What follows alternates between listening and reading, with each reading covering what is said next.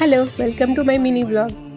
ఈ పసుపు తిరుచానూరు అమ్మవారిది. ఫ్రైడే మా ఓనర్ ఆంటీ ఇస్తారు అప్పుడప్పుడు. ఉప్మా అంటే నచ్చిన వాళ్ళు చాలామంది ఉంటారు. నాకు అలానే ఉండేది. హాస్టల్లో ఉన్నప్పుడైతే అసలు ఉప్మా జోలికే వెళ్ళేదాన్ని కాదు. నేను తినకుండానే ఉంటాను కానీ ఉప్మా మాత్రం తినేదాన్ని కాదు. కానీ పిల్లలు పుట్టిన తర్వాత రెగ్యులర్గా ఉప్మా చేయడం అలవాటైంది.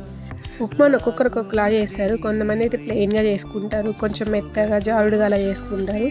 మేము మాత్రం వెజిటేబుల్స్ అన్నీ వేసుకొని చేస్తాము. లేకపోతే వెజిటేబుల్స్ లేకపోతే అసలు ఉప్మానే చేయను. క్యారెట్, బీన్స్ కంపల్సరీగా ఉండాలి. అవి రెండు వేస్తేనే మాకు ఉప్మా బాగా నచ్చుతుంది.